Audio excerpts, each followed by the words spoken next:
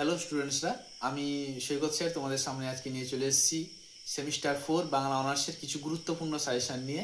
তোমাদের CC5 এবং CC7 পেপারের সাজেশান ইতিমধ্যে আমি আমার চ্যানেলে আপলোড করে দিয়েছি, তোমরা একটু দেখে নেবে।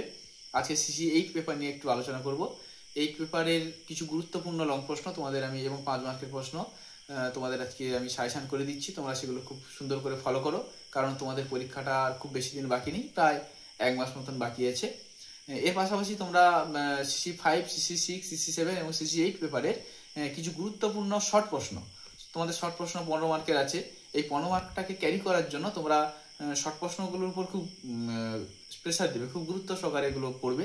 আমি এই কিছু গুরুত্বপূর্ণ শর্ট প্রশ্ন নিয়ে তোমাদের প্রত্যেকটা পেপারের আমি আলোচনা করে দিচ্ছি। এই জন্য তোমরা আমার চ্যানেলটা সাবস্ক্রাইব করে নাও।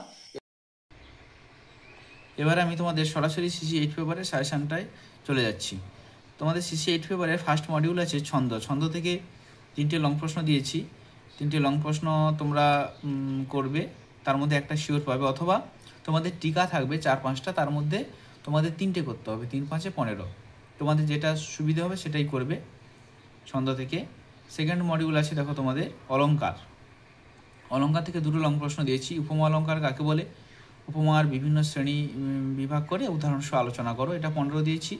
আর রূপক অলঙ্কার কাকে বলে, রূপক অলঙ্কারের শ্রেণী বিভাগ ও উদাহরণসহ আলোচনা করো, এটাও 15। দুটো করলে একটা পাবে শিওর। অথবা তোমরা যদি টিকা করতে চাও, সেই 5 মার্ক করে 3টে, সেটাও করতে পারো।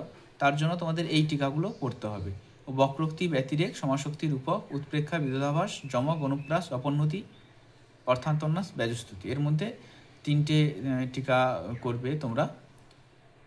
এরপরে চলে যাচ্ছি 3 নম্বর মডিউল প্রবন্ধ। প্রবন্ধ থেকে 2টো লং প্রশ্ন দিয়েছি। একটা হচ্ছে দেখো বই পড়া প্রবন্ধে প্রমথ চৌধুরী বই পড়ার প্রয়োজনীয়তা বিষয়ে যে মতামত দিয়েছেন লেখো।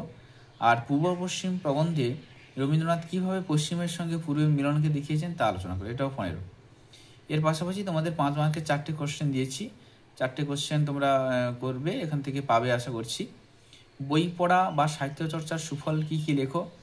আর মেঘদূত প্রবন্ধে মনুষ্যত্বের নিবিড় ঐক্য বলতে রবীন্দ্রনাথ কী বুঝিয়েছেন লেখো। আর 2টো দিয়েছি মেঘদূত প্রবন্ধে রবীন্দ্রনাথ যে ভারতের শোভা বর্ণনা করেছেন লেখো।